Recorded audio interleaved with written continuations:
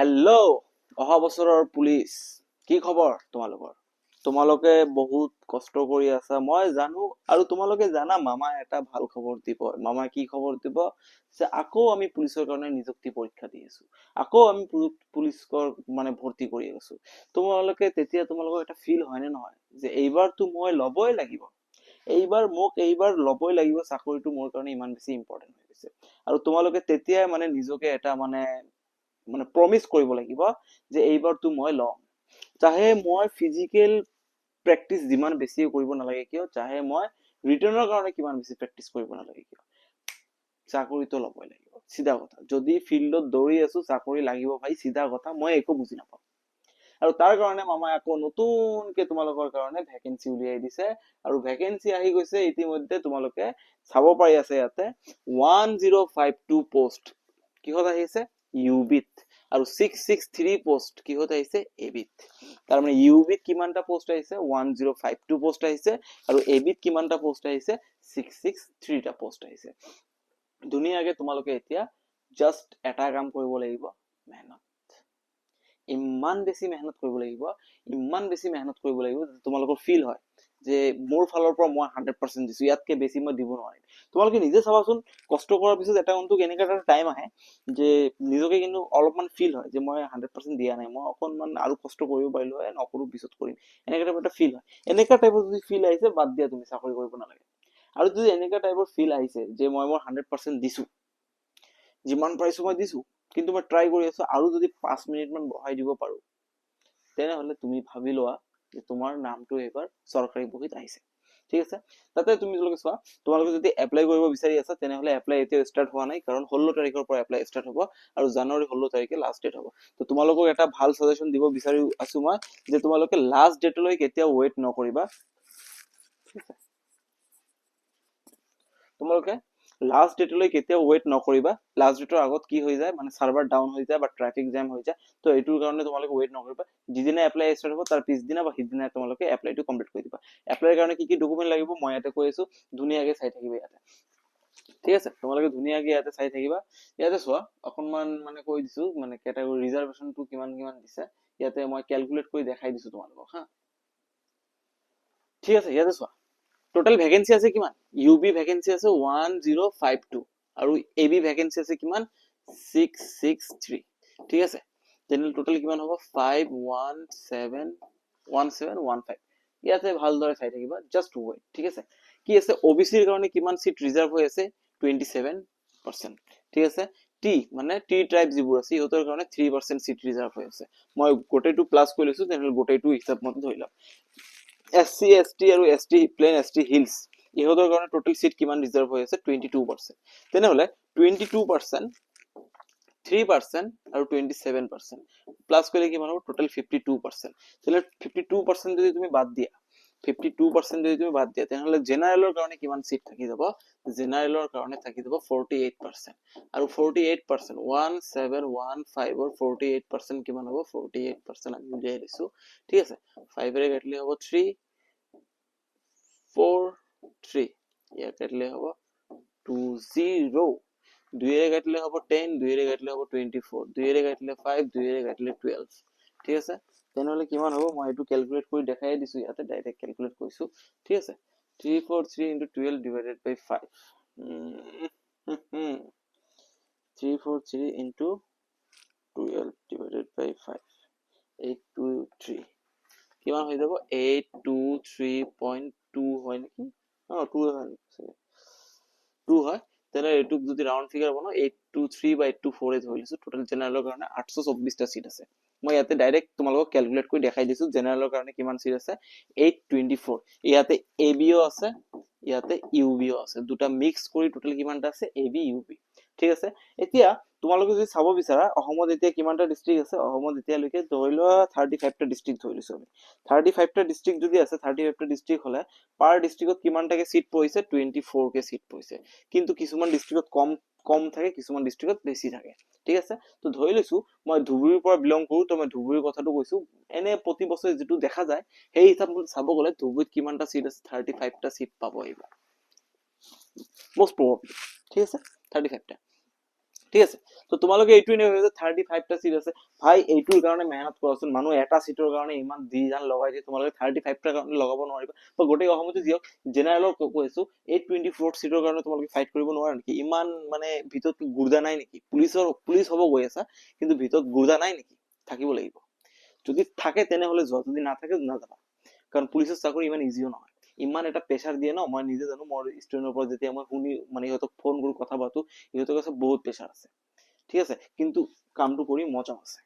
এতিয়া তুমি যদি প্ৰেছাৰ ঝেলিব নোৱাৰা, বাদ দিয়া, আজি দৌৰা বন্ধ কৰি দিয়া, কালি পেন পেপাৰ লোৱা, উঠোৱা, ট্ৰেড মাষ্টাৰ হোৱা বা যিটো হোৱা হৈ যোৱা, আৰু তোমাৰ কাৰণে ভাল হ'ব এইটো, ঠিক আছে। কিন্তু যদি কৈছে ন পুলিচৰ চাকৰি লাগে, তেনেহলে ভিতৰত গুৰ্জা এটা থাকিব লাগিব, যে যিমান প্ৰব্লেম নহওক কিয় মই থাকিব লাগিব। প্ৰব্লেমটো হ'ব, কষ্ট আছে, কিন্তু মজা আছে, চিধা কথা, ঠিক আছে, ডাইৰেক্ট কথা। এতিয়া আমি যদি চাব যাওঁ, আমাৰ ইয়াতে কি আছে তোমালোকে ভালদৰে চাবা, এইটো চোৱা, ঠিক আছে। এলিজিবিলিটি ক্ৰাইটেৰিয়া, এইবোৰতো জানাই তোমালোকে ক্ৰাইটেৰিয়া কি কি আছে। তাৰপিছত চোৱা হাইট কি কি লাগিব, এইটো মানে বহুতে মোক সুধি থাকে, যিটো নিউ কামাৰ্চ বোৰ আহিছে সিহঁতে হাইট সুধিছে, ছাৰ কিমান হাইট লাগিব, কিমান হাইট লাগিব। চিধা কথা, ইয়াতে ল'ৰা মানুহৰ, জেনেৰেলৰ ল'ৰা মানুহৰ কিমান হাইট লাগিব, 162 সেন্টিমিটাৰ, দেট ইজ মানে নিয়াৰলি কিমান হ'ব তোমাৰ 5.4 ফুট, ঠিক আছে, 5.4 ফুট। আৰু ছোৱালীৰ মানে কিমান 154 সেন্টিমিটাৰ, তেনেহলে এইটো নিয়াৰলি কিমান হ'ব তোমাৰ 5 ফুটে ধৰি লোৱা, ঠিক আছে, নিয়াৰলি 5 ফুট, ঠিক আছে, এইটো 5.4, এইটো 5.5 ফুট, ঠিক আছে। ছোৱালীৰ 5 ফুট হাইট লাগিব আৰু ল'ৰাৰ 5.4 ফুট হাইট লাগিব, ঠিক আছে, ধুনীয়াকে এতিয়া চাবা, ঠিক আছে। আৰু চেষ্টটো কিমান লাগিব, ল'ৰাৰ চেষ্ট লাগিব 80 সেন্টিমিটাৰ, ছোৱালীৰ চেষ্টটো ক্যালকুলেট কৰা নহয়, ল'ৰাৰ চেষ্ট লাগিব 80 সেন্টিমিটাৰ, বাট আফটাৰ এক্সপানশন তোমাক উহা লোৱাৰ পিছত তোমাৰ চেষ্টটো এক্সপান্ড কৰিব লাগিব, এক্সপান্ড কৰাৰ ফলত তোমাৰ চেষ্টটো কিমান হ'ব লাগিব 5 সেন্টিমিটাৰ আৰু বাঢ়ি যাব লাগিব, দ্যাট মিন্স 85 হ'ব লাগিব, ঠিক আছে। ধুনীয়াকে এইখিনি আশা কৰিছো তোমালোকে বুজি পাইছা। তাৰপিছত তোমালোকক চাৰ্টিফিকেট কি কি লাগিব, ডকুমেন্টস কি কি লাগিব, ডকুমেন্টস যেতিয়া তোমালোকে ফৰ্ম ফিল আপ ষ্টাৰ্ট কৰিব, তেতিয়া ডকুমেন্টস কি কি লাগিব, চিধা কথা ইয়াতে যিটো দিছো মই এইটোৱে দেখাই আছো তোমালোকক, চিধা কথা ভালদৰে চাবা, ইয়াতে কি আছে ইয়াতে চাবা হা। ফাৰ্ষ্ট তোমালোকক লাগিব লেটেষ্ট পাছপোৰ্ট সাইজ ফটোগ্ৰাফ, এটা পাছপোৰ্ট সাইজ ফটোগ্ৰাফ লাগিব লেটেষ্ট, যিদিনা এপ্লাই কৰিবা সিদিনা তোমালোকে ফটোটো উঠাই ল'বা, ঠিক আছে। তাৰপিছত আৰু ফটো সাইজটো কিমান হ'ব লাগিব 450 KB, ইয়াতে লিখি দিয়া আছে, ঠিক আছে। তাৰপিছত ডিজিটেল ফটো সিগনেচাৰ, এটা বগা পেজৰ এটা সিগনেচাৰ কৰিবা আৰু সেইটো ফটো মাৰিব লাগিব, সেইটো লাগিব, ঠিক আছে। তাৰপিছত কি certificate for a proof of age, তো এজ প্ৰুফৰ কাৰণে তোমালোকে কি সাৰ্টিফিকেট ইউজ কৰিবা, মেট্ৰিক এডমিট কাৰ্ড, চিধা কথা মেট্ৰিক এডমিট কাৰ্ডটো আপলোড কৰি দিবা, সেইটোৱে প্ৰুফ হ'ব তোমাৰ, ঠিক আছে। তাৰপিছত চোৱা পাছ সাৰ্টিফিকেট, ক্লাছ 10 পাছ সাৰ্টিফিকেট, ক্লাছ 12 পাছ সাৰ্টিফিকেট, ঠিক আছে, এইটো তোমালোকে আপলোড কৰিব লাগিব, পাছ সাৰ্টিফিকেট অলসো মাৰ্কশ্বিটটো লাগিব, ঠিক আছে। তাৰপিছত চাবা ইয়াতে তোমালোকে, তাৰপিছত তোমালোকে যদি তোমালোকে এমপ্লয়মেন্ট এক্সেঞ্জ কাৰ্ডটো এতিয়ালৈকে আপডেট কৰা নাই, আপডেট কৰি ল'বা, এমপ্লয়মেন্ট এক্সেঞ্জ কাৰ্ড লাগিব, ঠিক আছে, এক্সচেঞ্জ ৰেজিষ্ট্ৰেশ্যন কাৰ্ড লাগিব, ৰেজিষ্টাৰ কৰি ল'বা, ঠিক আছে। তাৰপিছত কাষ্ট সাৰ্টিফিকেট, যদি তুমি এমঅবিচি বা ওবিচি বা এসসি বা এসটি যিটোৱে নহওক কিয় সাৰ্টিফিকেটটো ৰেডি কৰি ৰাখিবা, চিধা কথা, ঠিক আছে। তাৰপিছত হ'ব তোমালোকৰ ইয়াতে ফিজিকেল টেষ্ট, মানে faces of recruitment test. First test হ'ব তোমালোকৰ ফিজিকেল টেষ্ট, ফিজিকেল টেষ্টত তোমালোকে কি কৰিব লাগিব, দৌৰিব লাগিব, তাৰপিছত পুল আপ মাৰিব লাগিব, এইবোৰতো জানাই তোমালোকে। ফিজিকেল টেষ্ট কোৱালিফাই কৰাৰ পিছত তোমালোকক বহিব লাগিব ৰিটেন টেষ্টত, যিয়ে যে ফিজিকেল টেষ্ট কোৱালিফাই কৰিব, নাম আহিব, লিষ্ট আহিব, লিষ্ট অহাৰ পিছত ইহঁতে ক'ত বহিব পাৰিব, ৰিটেন টেষ্টত বহিব পাৰিব। ৰিটেন টেষ্টটো ইহঁতে বহাৰ পিছত ইহঁতে নিজে প্ৰেক্টিচ কৰিব লাগিব, কৰাৰ পিছত মানে ৰিটেন টেষ্টটো মানে কমপ্লিট কৰিব লাগিব, কৰাৰ পিছত ইহঁতে বহাব পাৰিব অৰেল বা ভাইভাত। ৰিটেন টেষ্টটো যিয়ে পাছ কৰিব সিয়ে বহিব পাৰিব, অৰেল বা ভাইভাত বহিব পাৰিব, আৰু ভাইভাত বহাৰ পিছত ফাইনেল ৰিজাল্ট আহিব, তুমি চাকৰি পাই গৈছা, ঘৰত ধুমধামকে তুমি মজা কৰি আছা, বিন্দাস, তোমাক ভাল লাগি আছে, একেবাৰে ডান্স কৰি আছা, মানে তোমাক ভাল লাগি আছে, সমাজত এনেকে ফুৰি আছা, ভাল লাগিব, ঠিক আছে। কিন্তু যদি তোমাৰ নহয় ন, তুমি কষ্ট কৰিছা নহয়, তাৰপিছত বহুতে কিবা কিবি ক'ব, এইবোৰ শুনি তোমাৰ সহ্য কৰিব লাগিব, উপায় নাই আৰু। সেইকাৰণে কৈছো কষ্ট ইমান কৰা, তোমাৰ ব্লাড লাইনত আজিলৈকে ইমান কষ্ট কৰা কোনো পয়দা হোৱা নাই, আজিলৈকে কোনো জন্মই হোৱা নাই ইমান কষ্ট কৰিব লাগিব, তোমাৰ গোটেই ব্লাড লাইনত এনেকে কোনো আজিলৈকে জন্ম হোৱা নাই যে ইমান বেছি কষ্ট কৰি আছে। ফল পাবলৈ হলে কিবাতো কষ্ট কৰিব লাগিব ন, ভিতৰৰ পৰা ফিলিংটো আনিব লাগিব। ল'ৰা মানুহৰ জীৱনটো এনে মানে বত্তৰ জিন্দগী যিটো কোৱা হয়, মানে ভেলুলেছ, ঠিক আছে। তো ইয়াতে চোৱা,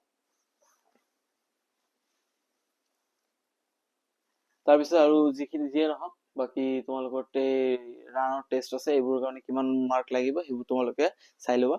মই এতিয়া যিটো ক'ব বিচাৰিছো সেইটোলৈ মনোযোগ দিবা। মই এতিয়া কি ক'ব বিচাৰিছো, মই অহাকালি বা পৰহিৰ পৰা মই একেবাৰে মেথছৰ সিৰিজ ষ্টাৰ্ট কৰিব গৈ আছো। ঠিক আছে, ধুনীয়াকে মেথছৰ সিৰিজ ষ্টাৰ্ট কৰিব গৈ আছো, যাতে তোমালোকে চাব পাৰিবা মেথছৰ সিৰিজ। ইয়াতে মই এতিয়ালৈকে ইয়াতে ইনচাৰ্ট কৰা নাই, পিছত কৰিম। মেথছৰ সিৰিজ আৰম্ভ কৰিব গৈছো, তোমালোকে তাতে চাবা। সঁচা কথা কৈছো, ইমান ধুনীয়া প্ৰশ্নৰে ষ্টাৰ্ট কৰিব গৈ আছো, তোমালোকে নিজে মানে ফিদা হৈ যাবা। ছাৰ বহুত ধুনীয়া লাগিছে, সঁচা কথা কৈছো। কিয় কৈ আছো মই কথাটো, কাৰণ তোমালোকে নিজে ৰিয়েলাইজ কৰিবা যে ইমান ধুনীয়াকে বস্তুটো কেনেকে হ'ব পাৰে। ঠিক আছে, কাৰণ মই জিৰোৰ পৰা ষ্টাৰ্ট কৰি আছো। মেথছটো যে ষ্টাৰ্ট কৰিব গৈ আছো, মই সঁচা কথা জিৰোৰ পৰা ফাৰ্ষ্ট ডে তোমালোকে যেতিয়া প্ৰশ্নখিনি চাবা ন, তোমাক এনেকে লাগিব ছাৰ ইমান ইজি কৰাই আছে। জিৰোৰ পৰা ষ্টাৰ্ট কৰিছো, লাহে লাহে মানে কোশ্চিনটো লেভেলটো এনেকে ইনক্ৰিজ হ'ব ন, তোমালোকে শ্বক হৈ যাবা। ৱাও, কিমান এটা ধুনীয়া চিষ্টেম ওলাইছে। বহুত চিন্তা কৰি কৰি কোশ্চিনবোৰ বনোৱা হৈছে। তোমালোকে ভাল লাগি যাব যে ষ্টেপ বাই ষ্টেপ কোশ্চিনবোৰ এনেকে ধুনীয়াকে সজাব পাৰে নেকি। আৰু কনচেপ্ট ধুই দিম একেবাৰে, কনচেপ্ট একেবাৰে ধুই দিম, যাতে তোমালোকে দেখিয়ে বুজিব যে এইটো এনেকে হয় নেকি। কনচেপ্ট এনেকে মানে তোমালোকৰ ব্ৰেইনত সোমাই যাব, চিধা কথা। আৰু লগতে আমি অফলাইন চেণ্টাৰ ষ্টাৰ্ট কৰিব গৈ আছো। আৰু অফলাইন চেণ্টাৰ ডেটটো এতিয়াও আমি ফিক্স কৰা নাই। যোৱা বছৰ মই অকলে অফলাইন চেণ্টাৰটো চলাইছিলো, তো মোৰ অকণমান কষ্ট বহুত বেছি হৈছিলে। তো এইবাৰ এটা কি কৰিলো, আমি এটা টিম বনিছো আমি, আৰু এই টিমটো ফুল মুডত আহি আছো, মানে ফুল মুডত আহি আছো যে এইবাৰতো একেবাৰে ভালকে কৰিম, ধুবুৰীৰ কাৰণে কিবা এটা কৰিম, যাতে ল'ৰা ছোৱালীয়ে মানে ভালকে চাকৰিটো পায়। আৰু মানে মই বিচাৰো যে ধুবুৰীত কিবা এটা চেঞ্জ আহিব লাগে। তো সকলোকে কৈছো, তোমালোকে এই অফলাইন চেণ্টাৰটো জইন কৰি লোৱা, তোমালোকৰ কাৰণে বহুত বেছি সুবিধা হৈ আছে। তাতে আমি তোমালোকক নোটছ দিম, PDF দিম। ঠিক আছে, তোমালোকে নিজে শ্বক হৈ যাবা যে ইমান ধুনীয়াকে ক্লাছ হৈ আছে।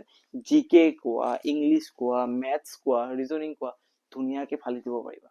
ইমান ইজি লাগিব ন পঢ়ি, তোমালোকৰ আৰু ইণ্টাৰেষ্ট লাগিব। মানে সঁচা কথা কৈছো, তোমালোকক ভাল লাগিব। আৰু এই অফলাইন চেণ্টাৰটো জইন কৰিবা।